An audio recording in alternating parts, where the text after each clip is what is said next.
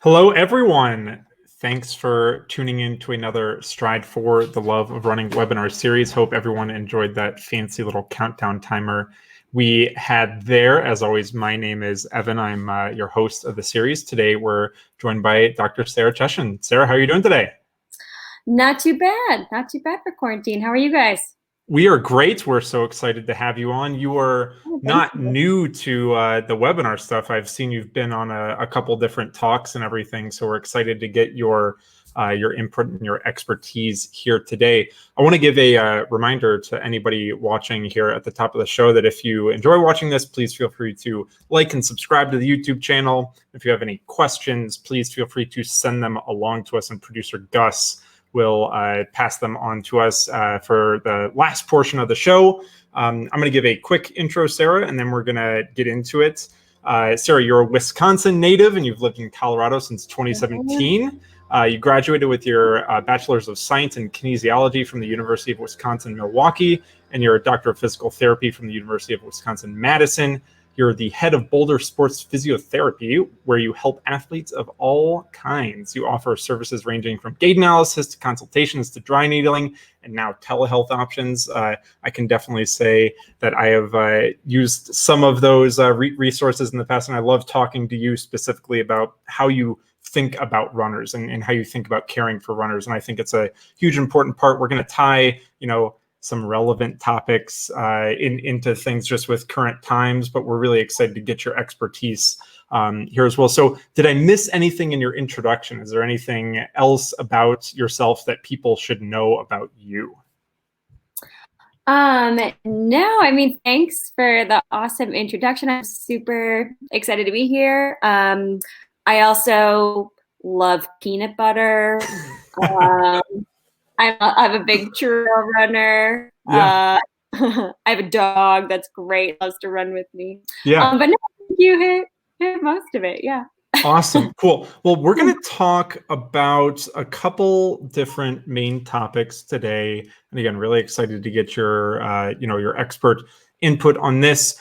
When we first started this series, it was definitely with the motivation that, hey, people are heading into a, time of isolation, a time where they have to pull back a little bit. Maybe their races have been canceled. And as we've seen the weeks over weeks kind of evolve with different people, different people's situations changing. Maybe some people are trying to return back to a more normal training volume that they were at before. We want to take this opportunity to maybe talk a little bit more specifically about, one, injury prevention, two, how to focus on using this continued downtime to your advantage from a PT's point of view, and then how to return back to a set training volume. So that could be, a set training volume that you've never done before with guidance from somebody to make sure you do the best that you can to not get hurt.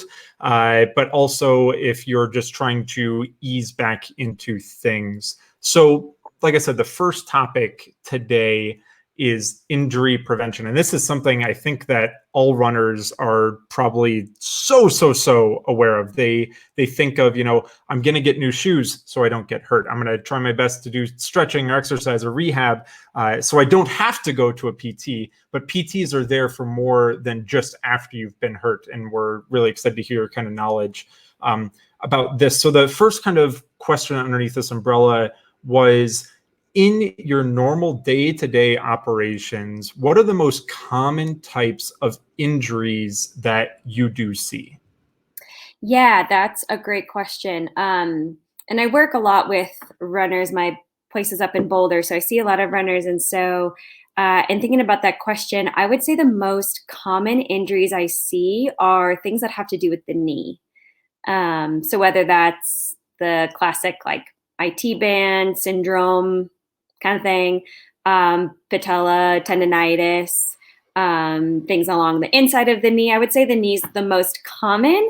And what's interesting about the knee is physical therapists, you come in with knee pain, but it's really something that could be going on at the hip or the ankle, right? Like the stereotypical your glutes don't fire kind of situation. You lack mobility in your ankles. But it's so true. And it's things that we don't realize. And then all of a sudden the middleman is taking up all the force. and all of the branch. So yeah, I would say knees are the most common. And then after that, probably things like plantar fasciitis, posterior tibialis, like that arch pain kind of stuff.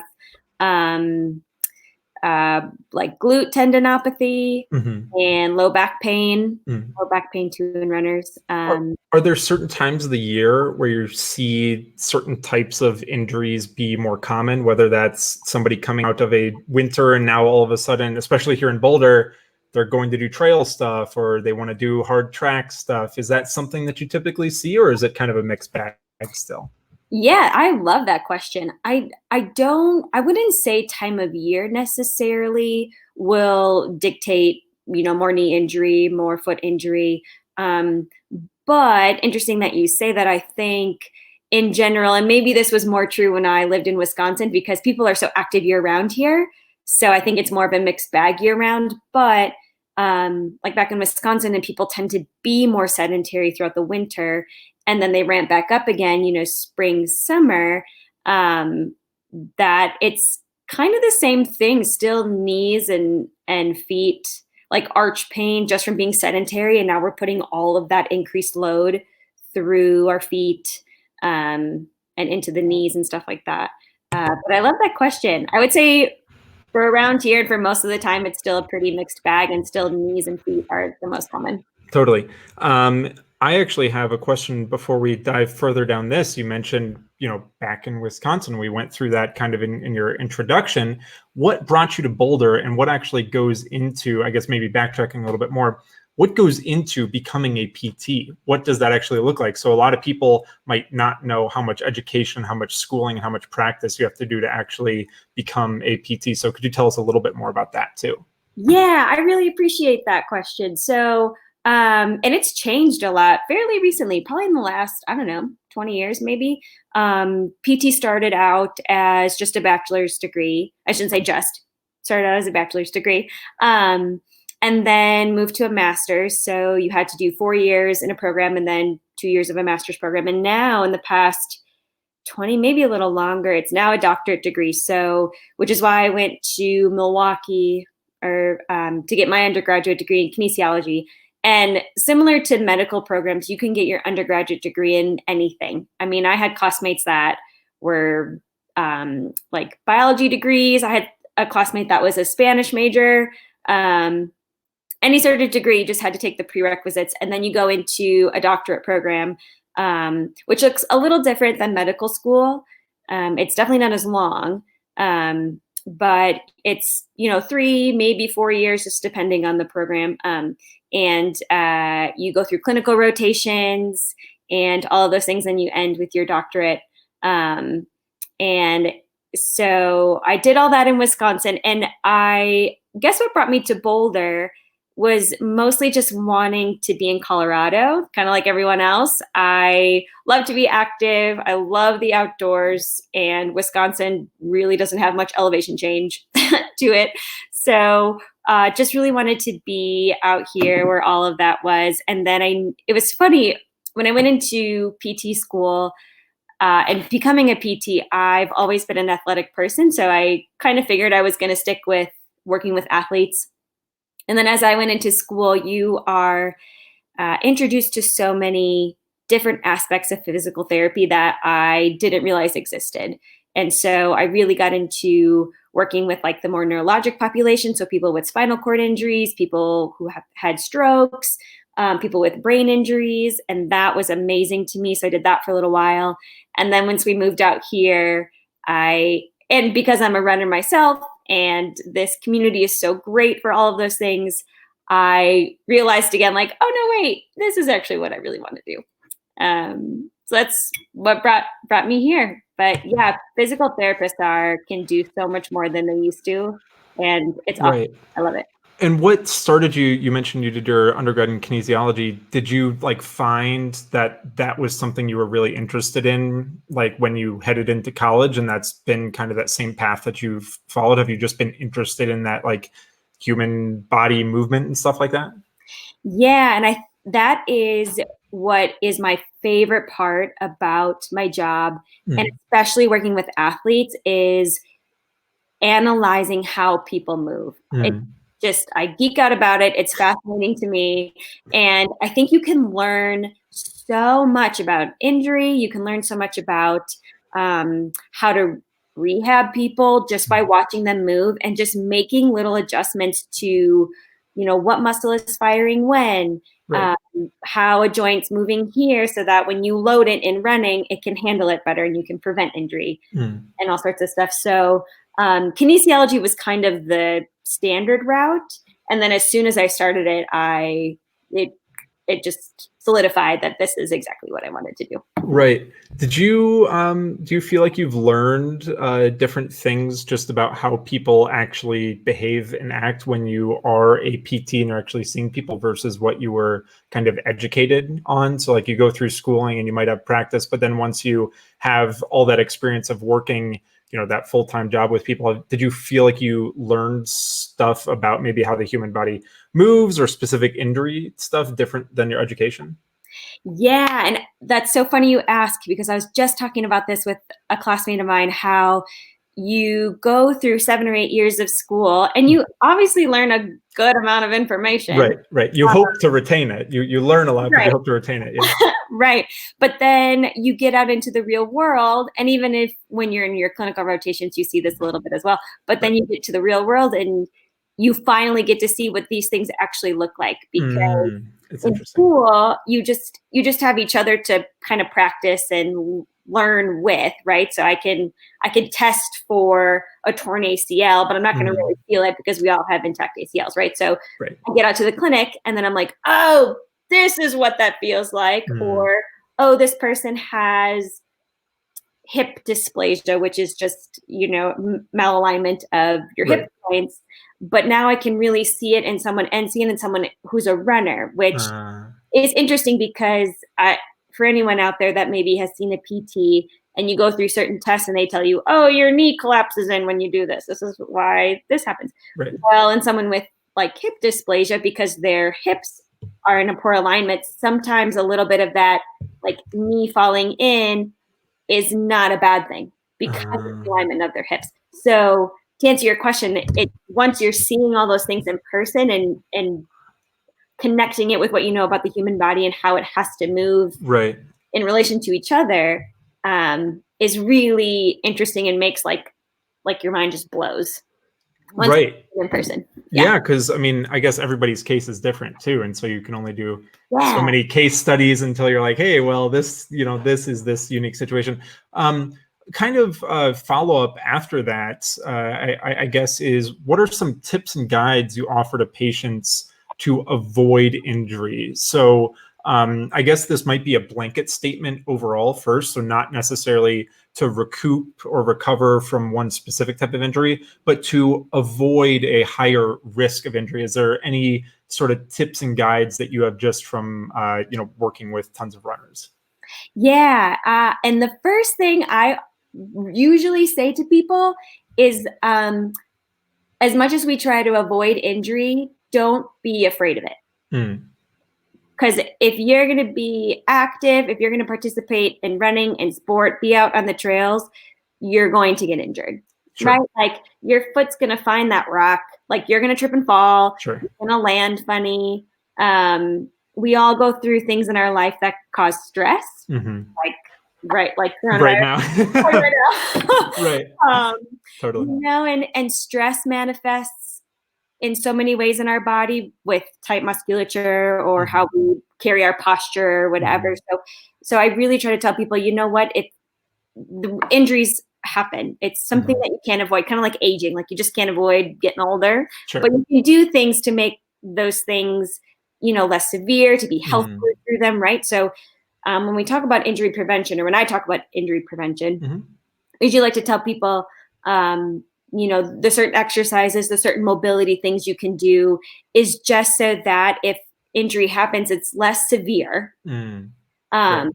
Right. And that you can kind of understand where that injury is coming from, maybe necessarily, and you can recognize it faster, get at it harder, and get back to training. Right. Totally. So that's usually what I started off saying, because the more you're afraid of it, I think also creates more trouble down the road. Right. And do you feel like there's maybe a certain amount of ignorance that healthy runners have until they get hurt? And do you feel like that's something that like people, they maybe don't keep in mind? Like speaking from, my own personal experience, until I get hurt, I think that I can do whatever. And then all of a sudden it seems like I can't do anything. Do you feel like that's kind of a normal occurrence of people maybe not, again, like you said, practicing, maybe stretching or mobility or certain exercises and stuff like that while they're healthy? That's not really a consideration in their mind. Yeah, and that's a good point, because I would say that is true, and I would say that's true for myself.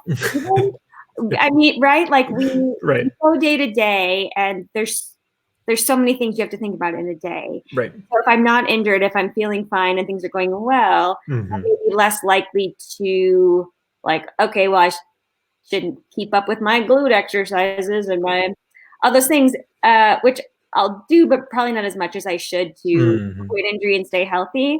And it's kind of the same thing with a lot of things in life. Like you don't think you have to do it because you don't think it's going to happen to you. Sure. And Totally. then it does, and then it almost seems more devastating, because when it does, it's like, oh my gosh, I'm here now. What do I do? Exactly. Well, you mentioned briefly there, this segues into the last part of this topic. For yourself, like I mentioned for myself too, if I'm not hurt, I'm maybe going to avoid doing some clamshells or doing some mobility and stuff. For your own athletics and your own physical activity, what do you do? Are there any specific, maybe 1 or 2 or 3 exercises or things that you keep in mind for yourself, just to give kind of a concrete example for people? Yeah. So, and I guess I didn't really answer the question before that about what do people do to avoid injury? Like, yes, Sure. don't be afraid of it. Yeah, Sure. yeah. So what I tell patients, and then also what I do with for myself specifically, like I'm always trying to work on glute strength, because as stereotypical as it is, and as much as you hate hearing it, it is so important, because the rest of our lives is just like sitting on our butt, not using our butt, right? We have like right now. Yeah. Like right now. Right now. And for 8 hours a day sometimes, and then I come home and I watch Netflix and I'm not using my butt. So so yeah, I do those things at least 2 or 3 times a week, and it's more important to do those things than to try to squeeze in 1 extra mile in a day. Especially if you don't have a ton of time before work and you're trying to squeeze in your workout before work. Instead of running 6 miles, run 5 and save some time for some glute stuff. So that, and then mobility. And what do you mean by mobility? Because I guess that's a term that people, maybe on a group and be like, oh, I'm doing so much more mobility and I feel great, but people have different definitions for that. So how does a PT define mobility? Yeah, great question. So PTs usually define mobility both muscularly and within the joint. So having muscle flexibility for one, right? So we all talk about having hip flexors, tight hip flexors. We got to stretch those hip flexors. Right. And I actually, to piggyback too off of another webinar that you had with Malcolm, yes. who was from Minnesota. Yes. And he was talking about stretching the psoas, and I completely agree. Like when you need mobility, you need to make sure that the muscle is flexed enough and has mobility. And then 2, that also creates more mobility at the joint, right? Because our hip needs to rotate so many degrees, our hip needs to extend so far in running. Your ankle needs to be able to bend up and down. So having mobility both within the muscle and within the joint is super important. And a lot of movement specialists learn this in school, whether you're a PT, chiropractor, personal trainer. You learn this continuum of mobility, stability, motor control. And so those pieces have to be in existence for you to do these high level things. So, and the first thing is mobility. You have to be able to move your muscles and your joints in the degrees of freedom that they need to move. Right. And then once you have that movement, you need to be able to stabilize it. Okay. Is that how you usually build like a program for somebody that's either been injured? Could you maybe talk through what just kind of key factors you look for each of those different points? Yeah. So if we're talking about knee injury per se, since that's the most common, a lot of the times, the program will look like the hip flexor stretch, that right? Because we have to create mobility within the quad and the hip flexor, which goes over your kneecap, Right. And mobility at the hip. Also, calf stretching, right? Creating mobility at the ankle. Because if you have a stiff ankle and you have a stiff hip, like I said, it's all going to go to the knee. Like, what else in your body is going to take up that ground reaction force? Right. So the program's going to, kind of start with some of those things, getting more mobility in those joints that are above and below the knee. And then usually what we find too is that glute weakness. So glute helps support everything down the chain. So, which is where the stability piece comes in. Right. You create mobility with these stretches, and then you add in some core and glute strengthening per se, because you want to stabilize it all. Right. As soon as you're like, running is essentially a series of little mini squats, right? One after. And so when you land and you're loading that leg with all that ground reaction force, you have to be able to stabilize that knee. If it's wavering in and out, and when you go to a PT or whoever, they'll make you do a one-legged squat or something, and they'll say like, well, your knee's collapsing in, or it looks all wobbly. Right. Because it's not stable, because of the glutes or your core up the chain. So that's why that stabilization is so important. Totally. So yes, the program will look like, you have all these stretches, you have your glute work, you have your core exercises. And then once those things are working together as a team, now let's put it into something more fancy, right? So now you're doing like plyometric kind of stuff. So lots of jumping stuff, more squatting, more like lunging in multiple directions, and adding weight to it, doing it on like a stability board where you're not on the ground, which is even more important for like trail runners when you're on the trails. So yeah, that answers your question. That's absolutely. I think it's just good to get talking down the certain rabbit hole, right? Because this is something we could talk about, this specific subject probably for 3 hours, but people want to hear a little bit more. We do have questions that have come in, 3 or 4 questions we can talk about right now. Anthony asks first, any exercises or adjustments I should make for a chronic right psoas strain?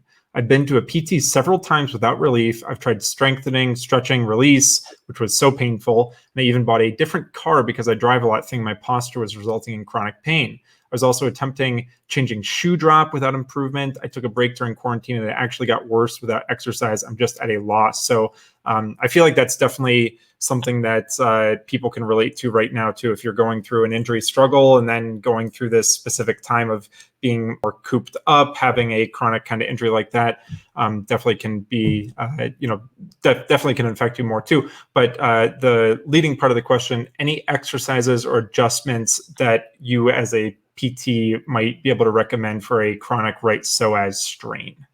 Yeah, and that's a great question. I actually have a patient right now with something very similar to that.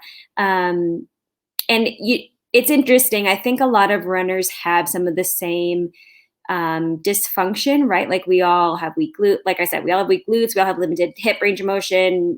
We all sit all day, blah, blah. So, but it manifests in people in different ways, just depending on the person. So for a chronic psoas strain, I'm not, I'd have to ask Anthony, I'd have to ask you a lot of questions and kind of see how you move. But kind of where my mind goes is with those like hip flexor strains, when you're running, or maybe if you're doing other exercises that you're trying to do, sometimes it's because the hip flexor is too short from sitting all day, and it's really tight, but then you're also asking it to do a lot of work because nothing else is helping it out, right? So the psoas is meant to do hip flexion, which happens with running, right? You're always driving your knee up, and when you sprint or you're going uphill, you have to drive that knee up harder, right? So if the hip flexor is short and now you're asking it to do all the work, it's going to get strained. And so I think a lot of the exercises then boil down to that like motor control piece of of the core, right? We need to look more at your core. Is your core helping you stabilize your pelvis and helping you with that hip flexion? The core is so important, and most of the actions that happen in our body within our extremities should be generated from the core, right? So activating that core and then generating the force out from our body from that. So exercises that I would prescribe for you would probably be more glute focused and then also like core focused. And just kind of working on, I'm trying to think of a specific exercise that maybe you would know. Like dead bug when you're on your back. A lot of people do dead bugs. Even leg lifts, like just little mini leg lifts with your knee bent. And with your knee bent, you can focus more on taking the psoas out of it. And as you lower down and back up, making that movement come from your core. Depending on the amount of strain that's going on in your hip, research has shown that isometric exercises are actually more beneficial to strain or tendonitis injuries. So it could just be in like that reverse tabletop position. You curl up and you're isometrically kind of pushing your hand into your knee, into that hip flexion, holding that for, 20, 30 seconds, just those isometrics to help calm down the strain. Because anytime you put a strained muscle through a full range of motion, it's just going to get more strained. Right. But if you reduce the range of motion it's going through and you just add pressure isometrically, you're able to get blood flow there. You're able to help it heal. You're able, to kind of reduce that strain while not making it worse. Totally. Yeah, I think great answer. And then also, before we leave today, I definitely love for you to plug, your site and your contact and stuff. So if people do have specific questions too, that they can definitely contact you if they're watching this after the fact too. Second question we have here is from Philip, and Philip says, I transition between road and treadmill running. Can I do anything specific to help train my body to cope with the different impact both surfaces have and to transition easier between the two? So this actually could have been a great topic. Philip, you should have sent this in before, because then we could have done a whole section on this. But I think this is definitely relevant, especially now as we, at least in the Northern Hemisphere, head from more winter snowy conditions, especially here in Boulder, to now, the trails or outdoor running is easier to get to. So specific things to help train your body with the transition from treadmill to outdoor? Yeah, that I was just talking to my roommate about this because he's training for his first marathon and was doing only treadmill running. And at first I told him, if you can mentally train on a treadmill, and he was doing up to like 12 or 13 miles, I was like, you can do a marathon. Because treadmills, oh my gosh. But no, that's such a great question. And it's such a legitimate thing to think about. And I'm glad that you are already thinking about like, oh, there could be some risk of injury here. I think that's great insight that you have.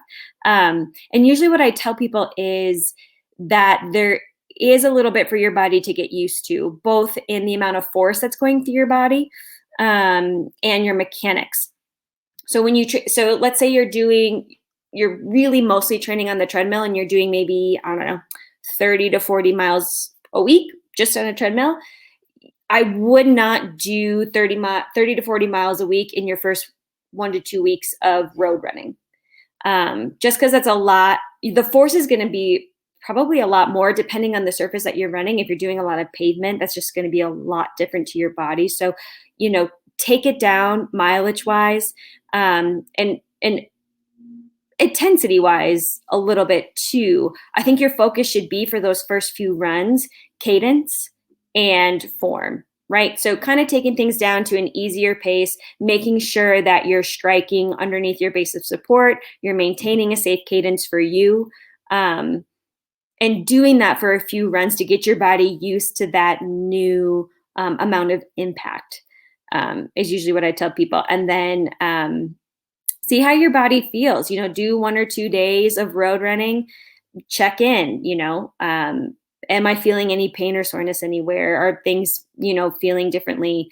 Take back your long runs a little bit. If you were doing 10 to 12 miles on the treadmill, don't make next weekend's long run 10 to 12 miles. Maybe just make it 6 to 8. Just see how your your body feels. Your body will tell you if it's not ready yet. It really will. And I know that sounds like so stereotypical, but it really will tell you. So if that, I hope that answers your question. I think the main things to focus on would just be keeping that safe cadence, and striking underneath you, and taking mileage down, at least 5 to 10 miles for the week, in those first 1 to 2 weeks of transition. Yeah, I have a follow-up on that actually. Do you recommend specifically people, if they're coming back from an injury, do you recommend they stick to a treadmill if it's convenient for them to just practice, like you said, good biomechanics, good form, good cadence? Or do you encourage people to kind of vary between the two? Is there anything helpful that you see from the PT side to help people come back from an injury? Yeah, so I think starting off with treadmill running is really helpful for people, and it depends. It depends on the injury and Sure. how long they've been dealing with injury, of course. But I think treadmill is really, really helpful because you can focus on those things more. Um, or it's easier, right? Because Right. there's not the components of hills, there's not the components of wind. I was helping someone transition from a stress fracture over the winter, Mhm. and I told her, if there's any amount of ice or snow, it's really going to change your mechanics. It can make things worse. So Right. it's just easier to control all those factors with a treadmill. So Right. if you're worried about all those things, and depending on your injury, yeah, treadmills are great. I wouldn't go crazy, obviously. Right. But yeah, no, I think doing some stuff on a treadmill is great.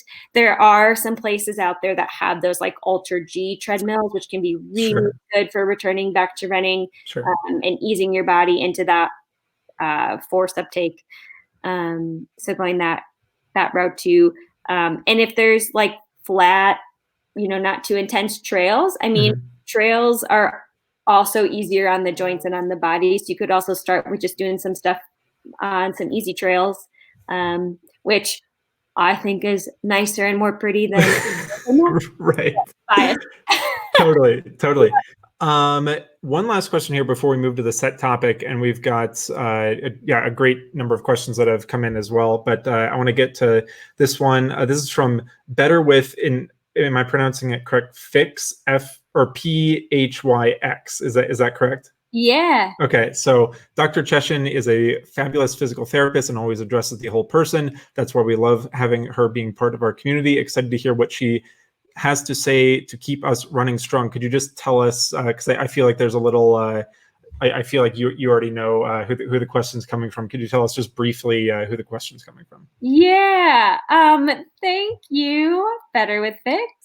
So I'm so excited. I'm so glad I get to talk about this. So Fix is the platform that I work with. I'm not sure what term to use, but for anyone out there and all the runners that are listening or whoever's listening out there should really check into this. So Fix is this new platform for physical therapists that's out there that, for myself, I'm on Fix as a way to allow people to find me in my area. So if you're someone that needs to find a physical therapist, if you're on the patient aspect of things and you need to find a physical therapist, it's essentially like Airbnb, right?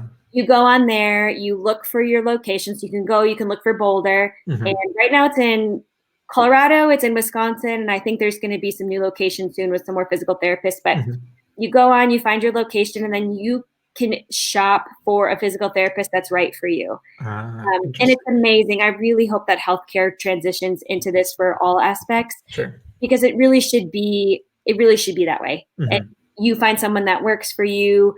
You can schedule with that person on them. You can see all of their prices so you don't get a bill later in the mail, right? Like all healthcare right now is. And then on the physical therapist side, if you're looking to kind of start your business like I did a while ago, it's a great way for physical therapists to get started and have this like safe platform. Patients know that it's legitimate, it's safe. Everyone on there is a great practitioner and is licensed and whatever. And it takes care of all the administrative stuff. So I don't need like a front desk person. Right. It takes care of all that for me, which is so amazing. And I appreciate it so much. And if there's anyone on this talk from Wisconsin, that comment was made by Dr. Hannah Dr. Hannah Sutter-Bulkey, and she is an amazing practitioner. I go to her a lot with questions that I have, and we go back and forth about patient cases. She is amazing. She's also a runner. She's training for her first half Ironman right now. So thank you for saying that. But it's awesome. I can't say it enough about it. And if anyone's looking for a PT, I think that's the way to go versus blindlessly going to Google and trying to find somebody. Sure. And just trying to guess around and everything too. So it seems like there's like a tight knit community, on the PT side, which is a very good thing. I think it's probably reassuring for people. Could be. I want to give this as a reminder, anybody listening right now, if you do have any questions, please feel free to send them along. We're going to dive into our second topic here and then get back to the questions. Second topic, this can be relatively brief, but I definitely want to hear your thoughts on how to focus on using this particular downtime to your advantage. But knowing that this downtime is kind of like a forced downtime, maybe you can give some tips for people that are, taking a break in the future to add maybe to their running repertoire or, the exercises that they do. Are there any helpful pieces of advice you can give someone who is currently not training for a race to help them improve their running? So this is purposely broad, just anything that you might be able to encourage people to do from the PT side who aren't focusing specifically on training super hard for a race right now. Yes. And it's so exciting to see that people are kind of embracing that downtime, which I think initially is hard. It was hard for me because I was training for a marathon and it got canceled. And so it was really hard to transition. But I'm glad that people are starting to see the benefits of the downtime. And really, I mean, running's a sport and all sports have a cycle of seasons. You have your off season, you have your preseason, you have your competitive season. And so this time can be kind of looked as that, off preseason.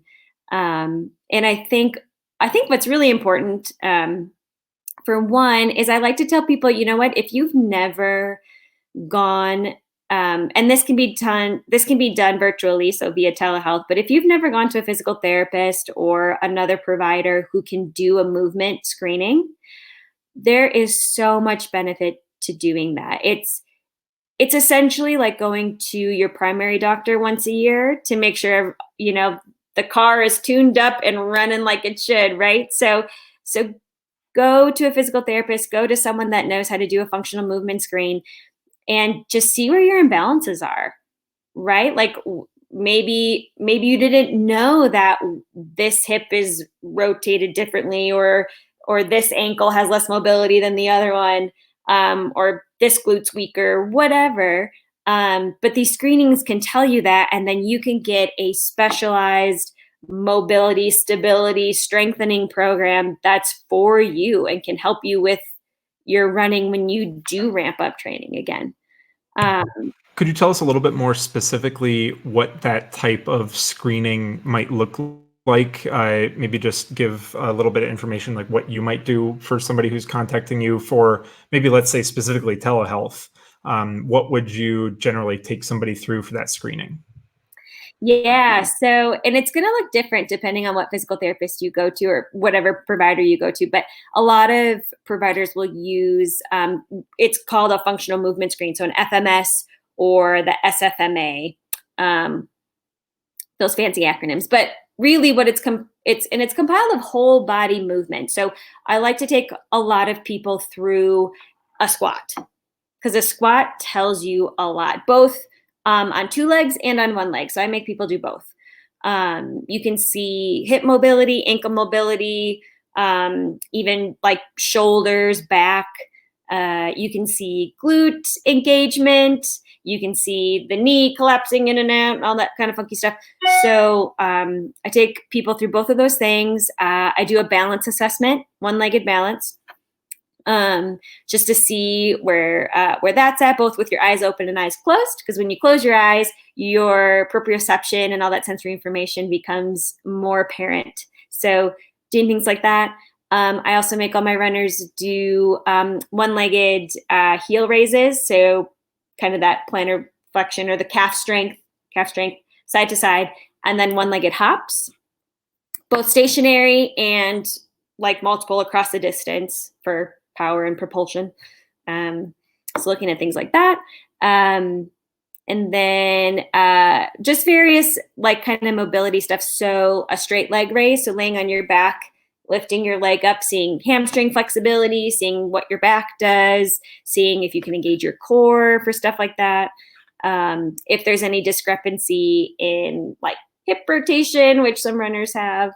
And then also like a hip flexor mobility test. So it's called like a Thomas test or something similar to that.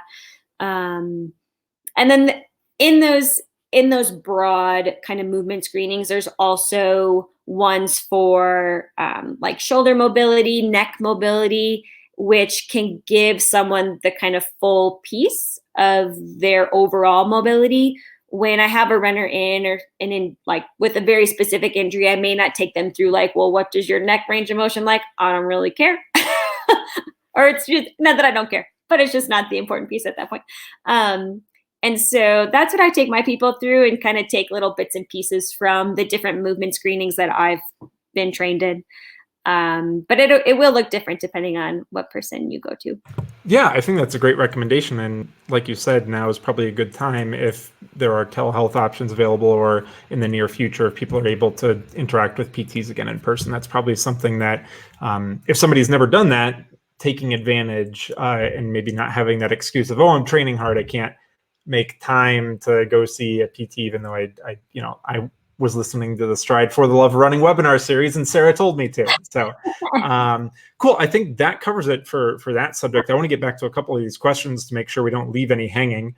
Sure. Patrick asks, is it beneficial to train a lot on trails and less uneven surfaces instead of always on the road? And so I think maybe being here in Boulder, we have advantage to having a lot of road, but also a lot of trails. So having that sort of mix there. But maybe from your point of view, is there a benefit to training on trails versus just the road all the time? Yeah, I love that question. I think it boils down usually to what your goals are and what you're training for, right? So if you are training for a 1 mile race, like as fast, all out effort as you can, I wouldn't necessarily tell you to go twice a week or 3 times a week on the trail. It's just not specific to what your goals are, right? Like I would say, get on the track, you get on the road, do those sprints. It's easier and safer to do those on road than it would be on the trail. However, I do think that regardless of if you're doing a marathon on the road, some trail running can actually be really great. You get a lot more elevation change, so you get to work on power. You got those hill repeat workouts. Those are great. And why not do them on the trail? That said, depending on the trail, I wouldn't pick something super technical. Does have a little bit of a more risk for injury, and you can't be as fast and work on speed as much as you would like or probably need to. I think that with road running, especially if you are someone that's trying to focus on increasing your power, increasing your speed, and all of those things, it's a lot easier to do that on the road versus when you get on the trail and now you're having to kind of slow down because of all the technicality. And depending on how new you are to trail running, there's some learning in that involved. But sometimes I do tell my runners who are training for a road race, if they want to do one of their easy runs on the trail, it's easier on your joints. Mentally, it can be nicer. It's a change. We all know there's a mental aspect of training. There's a huge mental aspect of training. And so if you're tired of the routes around your house, which don't get me started, I hate running around my house anymore right now. But you should be safe right now. Anyway, change it up. Go find a nice easy trail. Get into the mountains. Go, like, power hiking up is such great training for glute muscles, for power. It's a little easier on the body if you're trying to decrease your effort for one of your workout days. But I think that's a great question, and I think that doing either for both sports. So if you're training for an ultra marathon on the trail, you could also change it up, do an easier run, or do a track workout to work on power and speed too, and then you can take that to the trails. Totally. I think one of the best things I did for my training last year, as we headed into the spring, I had a nice 9-mile loop where I could run to Chautauqua, run the Mesa Trail to NCAR, and then run back down into town and everything. So, like, I think the biggest benefit there is exactly what you talked about, the mental benefit, just getting out there, not necessarily just running down a bike path or something. Question here from Tyler is, I'm trying to stay positive through an overuse hamstring injury, and I'm on a 12-week program to heal it. Do you have any tips specifically for hamstrings? I've heard standing hamstring curls aren't that functional. And this question's from Tyler. Tyler, I love that your brain is going to functional. I love that. As much as we need to do some of those like weird exercises like hamstring curls or whatever, at the end of the day, you need to get them to be functional as soon as you can. So depending on where you are in your injury and your rehab, is, where those things change or become different. But, for hamstring thing, and if it's really severe and really acted up, I mean, I think I had said this before, when you're taking that strain through its full range of motion, it actually might be making it worse. So doing a hamstring curl like that might actually not be helpful, versus engaging your hamstrings with bridges, right? Like laying on your back, bridging up and down, bridging on one leg, putting your legs on a physio ball and doing curls like that, or doing bridges like that, to strengthen it that way. I think standing hamstring curls, you could argue if that's functional, really, depending if you're a sprinter or not. I mean, that would be functional more so for a sprinter. So yeah, that's a really good question. I would love to ask you more things. I could get a better idea of your specific injury. But again, too, when we have a hamstring injury, the exercises that you're going to do or the way you get through that is not just attention to the hamstring. So it's stretching your hip flexors. It's doing a lot of glute work, right? Because you're trying to take strain off of the hamstring. I'm guessing the hamstring got injured because it was trying to do all the work. And glutes weren't helping. Your core wasn't stabilizing your pelvis. Maybe you couldn't get full extension in your hip, so you were compensating with other strategies. Athletes are the smartest humans. So you are going to get the job done how you can get the job done, and you'll compensate however you need to do that. And there's small compensations for all of you amazing athletes out there. They're things that to the naked eye, like, don't look unnormal, right? But then when you start breaking it down, there's all these compensations that are happening. And usually the injury or the pain is the compensation, not what's actually at fault, not the like, oh, well, it's from your lack of hip mobility. It's from your ankles being stiff or whatever, right? It showed up in your hamstring, but your exercises should look at all those other things that are going on. Yeah, absolutely. We do have another question similarly related, and I'd like to get your thought on this, maybe how it differs. John says, I'm training for a marathon and presently doing 80 kilometers a week, so about 50 miles per week or so. I hurt my ankle and took a week off, and I'm wondering how fast I can get back. Do I need to very slowly ramp it up? I ran a 10K today.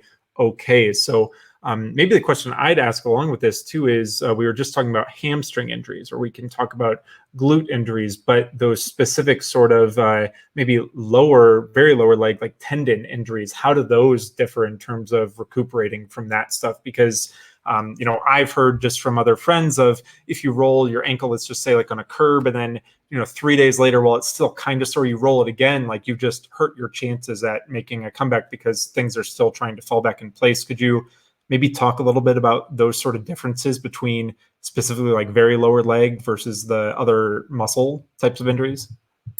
Like specifically Sure. Versus Ankle stuff versus maybe hamstring stuff, like you were just talking about too. Yeah, and I think it depends too. I think that gets into like acute versus chronic. Like like a ankle sprain is very acute, and so your return to running is going to look a lot different. You're probably going to return a lot quicker.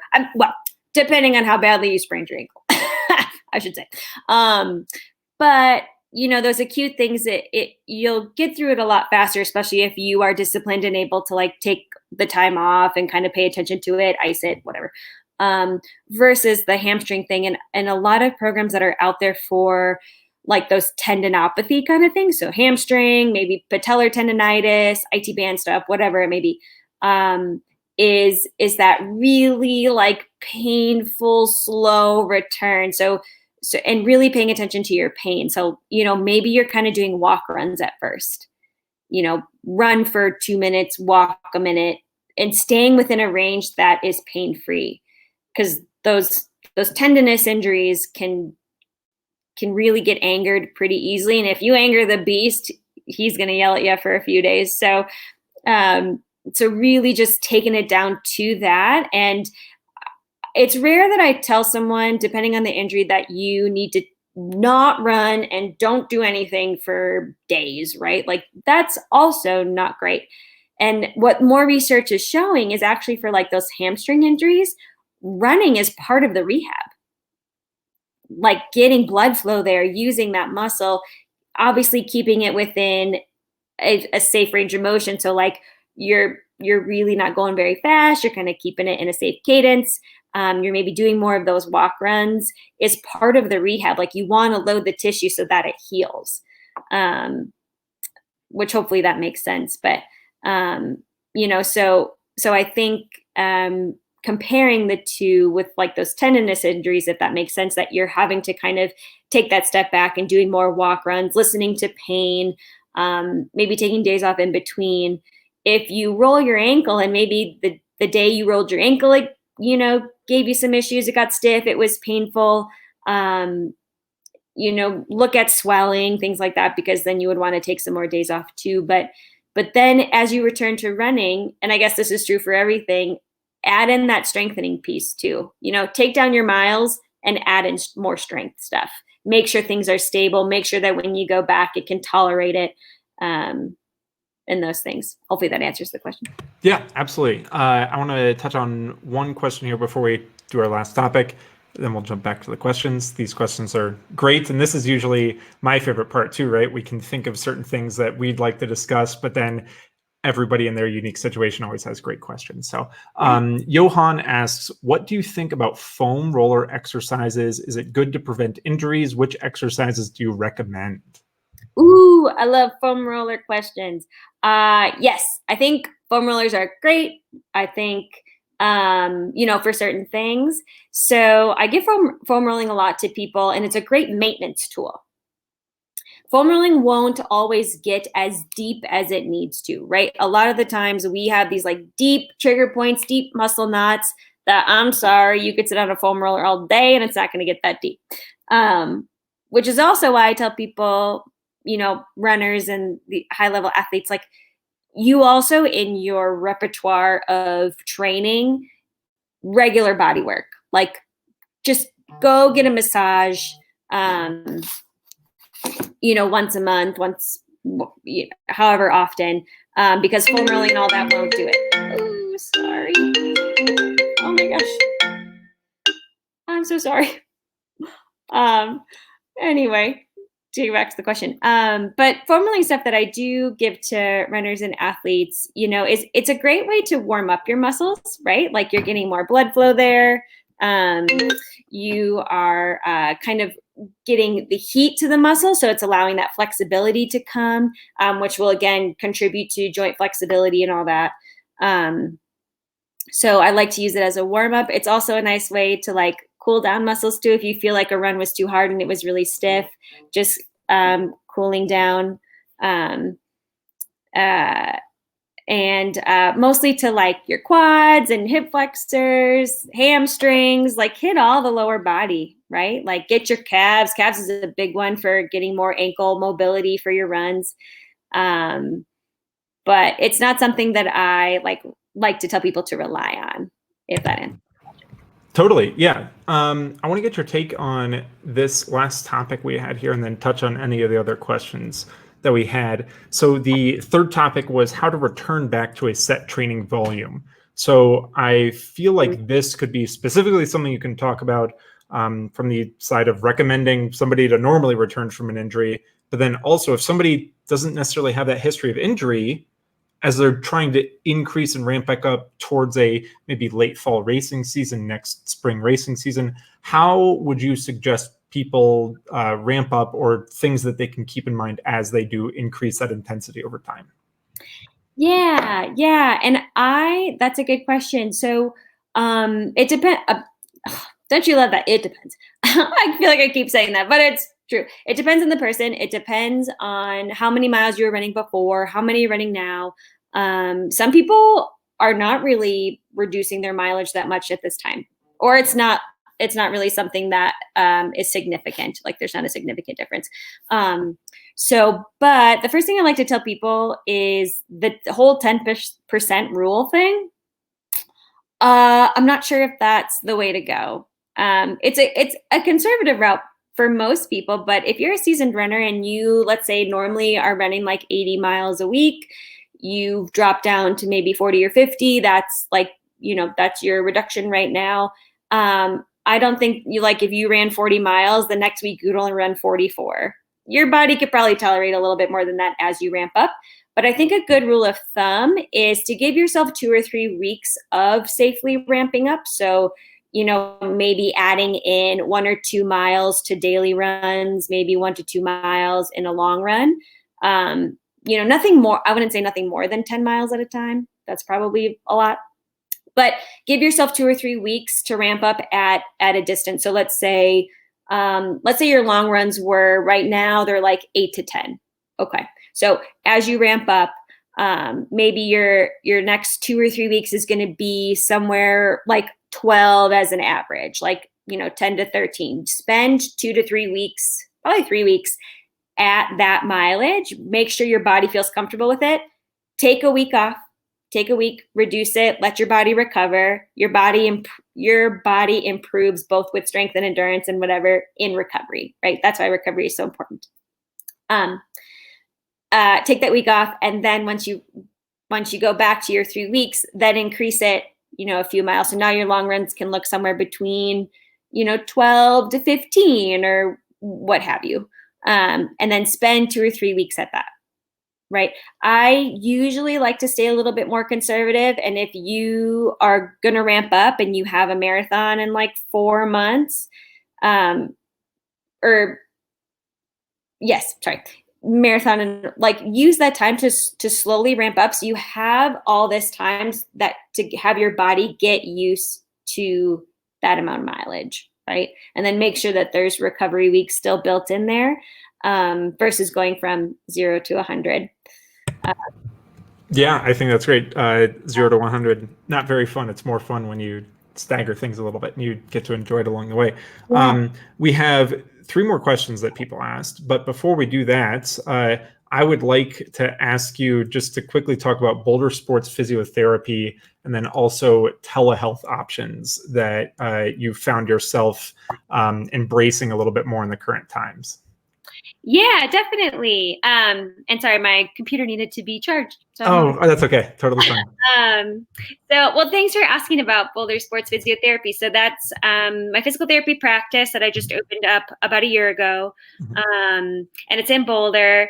And I'm so glad I went that route. I think a lot of physical therapists are actually going that route because just all of the burdens of insurance and how the typical medical field works. But it's in Boulder. It's right in the heart of Boulder, right behind Whole Foods, which is awesome. And so there I have my own treatment room. And then it also has a big wide open gym, which I love and is so needed. I was in a space that I also loved, but the gym just wasn't big enough. It didn't have enough materials for me to really work with my clients. Sure. So I found this space that has a bigger gym. And so I can really work on movement. I can work on strength and all the functional stuff as it relates to running and sport and blah, blah. But right now with coronavirus, and obviously this differs depending on what state you're in. Colorado right now, we were all able to go back to the clinic as of last week. So I am allowed to see people in person with the precautions in place. So wearing masks, taking temperatures, all that fun stuff. Right. But for telehealth options, there are also still telehealth options available. And I have grown to love telehealth more than I thought I would. Because I'm such a manual heavy therapist. I think that there's such value in getting your hands on a person, right. Reducing that that tension, with your hands, or working on joint mobility with your hands. I think that is so important. So at first I was very angry about telehealth because, but I think there's so much value, and I think it's something I'm going to continue to use even after this is all over, because even if, for a lot of athletes, like, you don't need to always come in to go over your exercises, like, Sure. right? You can check in via video, like, hey, I was doing some of these things and actually, started to bother my hip, or I'm not sure if I'm doing this right. Can you make sure I'm doing this right? So a good way to do that is via telehealth and over video or just phone conference. And it's using something as easy as Zoom, which they've done a great job making Zoom HIPAA compliant, so it's safe for patients. So we're able to use that, which is awesome. And something like you can do for movement screenings, like, I'll just take your test, I can watch you move, I can give you feedback, and set up a program that's so specific for you based on how you move. Awesome. Great. Yeah. I want to touch on these last 3 questions really quick, and then we'll let you go. First question here is, in your opinion, how many times per week or how many minutes per week should someone focus on mobility and strength? Oftentimes it's difficult to complete 30 minutes of mobility, 30 minutes of strength post 1 hour run. So you mentioned this very briefly at the beginning, I think, about maybe sacrificing 1 mile of your run if you could add a little bit. But in your opinion, how many times per week or how many minutes should somebody focus on mobility and strength? Yeah, good question. And again, if you're someone after that movement screen, if you are really lacking in something, I'm probably going to prescribe that you do it, you front load it and do more minutes or more frequency now to get it. But a good maintenance that I like to give people who are not injured or just want to maintain that stuff for what they're doing right now. I usually tell people 2 to 3 times a week. And I think, anywhere from 15 to 30 minutes, whatever you have time for. At the end of the day, as long as you do something, better than nothing. Right. And really, the research shows that taking a muscle through some stretching and you hold it for at least a minute, you do that 3 times or 3 to 4 times, I would say. Sure. On each side. So let's take a hip flexor stretch. Right? Hold it for a minute, take a break. Hold it for a minute, take a break. Hold it for a minute, take a break. That's 3 minutes on one leg. Do that on both sides. That's 6 minutes. Okay. If you can just do that, so anywhere from 5 to 10 minutes of just that in a day, that's great, right? Like, life happens. We have so much going on in life. I can't and I'm guilty of it too. I go a day and I'm like, oh crap, I didn't do my hip flexor stretches and my glute. Right. Crap. Right. So, and find a time of day where it does work. It doesn't always have to be before and after a run. Right. Ideally, if you, like I said, if you could just take 1 mile out, if you're crunched for time, 1 mile out, do some glute exercises and mobility before you run. That's a great way to activate those muscles, so your might actually go better than maybe you expected. That's an awesome time to do it. Same thing for after, depending on what type of run it was. But if the only time you have to do those types of things is at night in front of the TV, great. That's cool. Awesome. That's when you do that stuff. And so, yeah, I would say if you're someone that has a really busy life schedule and you can only fit in like 15 to 30 minutes 2 times a week, that's still great as a maintenance program. Totally. Yeah. And then again, too, I guess, to be kind of biased towards physical therapy, but if you're someone that doesn't have time to do it on your own, then schedule with somebody, like go to your physical therapist. That's your time that you can use for mobility and strength work. Right. Once a week, you get that solid hour in, and then maybe you only have to do one more session on yourself. That's by yourself. That's 15 to 30 minutes. Right. Yeah, totally. Great strategies. Tatiana asked, what do you think about using barefoot shoes for asphalt running for long distances? So any thoughts on barefoot shoes for asphalt running on hard surfaces? Yeah, I feel like that's also another webinar that could Absolutely it would be. Absolutely it would be. And actually, for anyone out there, so this is kind of a sidebar, and I'm going to get to your question. It's kind of a sidebar. The Go Far Shop in Boulder is doing this speaker series, and Friday is with Brian Metzler. He wrote Kinesiology about about shoes. If anyone wants to tune into that, I think that would be the way to learn more about, or to get into more conversation about shoes, because I could probably talk about this for another hour. Sure. But to get to your question, Tatiana, I think there's a lot of research supporting, the minimalist barefoot shoe. And the more we find out about foot mechanics, it's really great to get somebody into one of those shoes. I'm not sure if the toe shoes or those types of shoes is like the perfect thing. But as far as using it on asphalt or long runs, it depends on your mechanics, on your strength, and how long you've been using that type of shoe.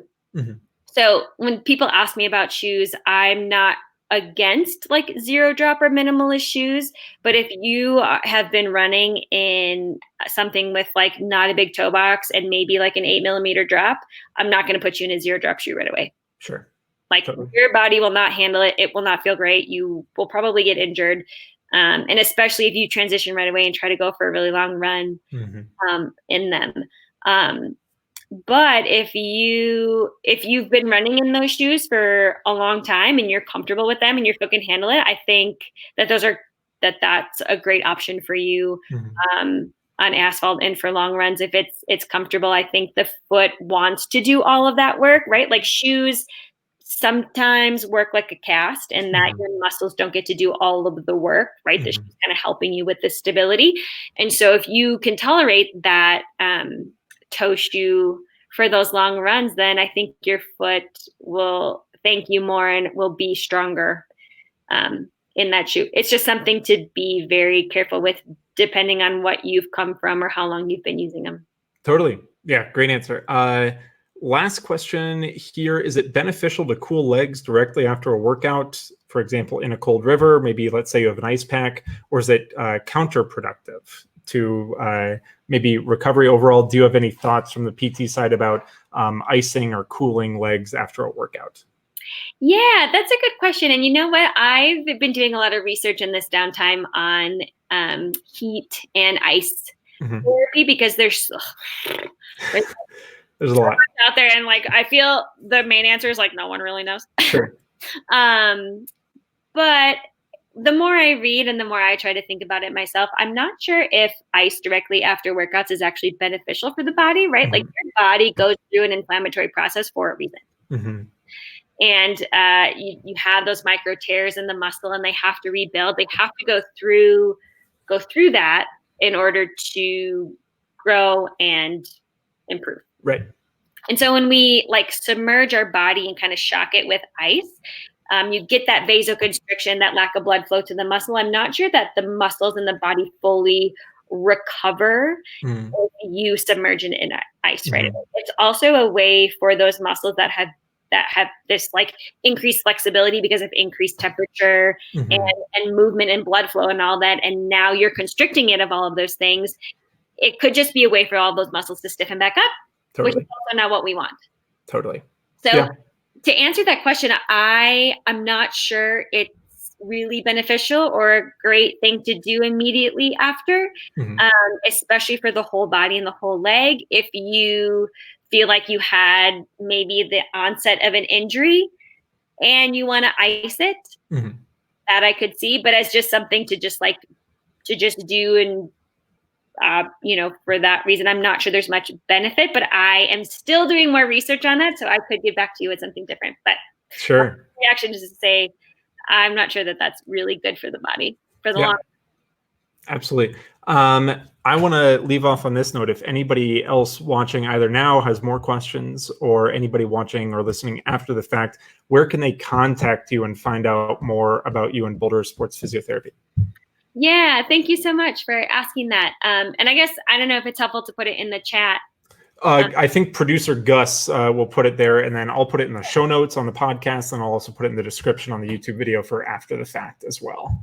Yeah, definitely. So you can find me on Fix, which we talked about before. So if you go to betterwithfix.com in Boulder, Colorado, you'll find me, and that's how you can schedule with me. That's how you can go to my website. and find out more about me. But if you just go to bouldersportsphysio.com, that's my website. And again, there you can contact me. You can read all about my services and what I offer in Boulder. You can go to my Facebook and Instagram, and I post like little dumb videos on there and stuff for runners. I have a blog that's also on my website. So you can look at my blog, and I try to write things that pertain mostly to runners. That's the population I like to work with. Sure. But just things to read. So I would say the best place to go would either be Better with Fix or bouldersportsphysio.com. Awesome. We will make sure to put those links in the description, all that stuff. For now, Sarah, I want to thank you so much for coming on. I really, really do appreciate it. I hope, things lighten up a little bit here on Boulder so we can, run into each other again very soon. This wraps up this episode. Anything else you wanted to mention before we sign off? Well, I just want to thank you again too. Thanks, Stride. I thank you, Evan. Like, I love doing this stuff, and it's helping me stay connected to people. Because I just miss seeing my people every day, and I have a good time doing these things, and I can't wait to do it in person with people. And really, I'm always open for questions. People don't always have to like schedule something. So if you just have a question, please don't hesitate to reach out. I always want to be a resource for people. Awesome. Sounds great. Sarah, thanks again so much for coming on. This wraps up this episode, and we will be back with another one shortly. Bye-bye, everyone. Thank you.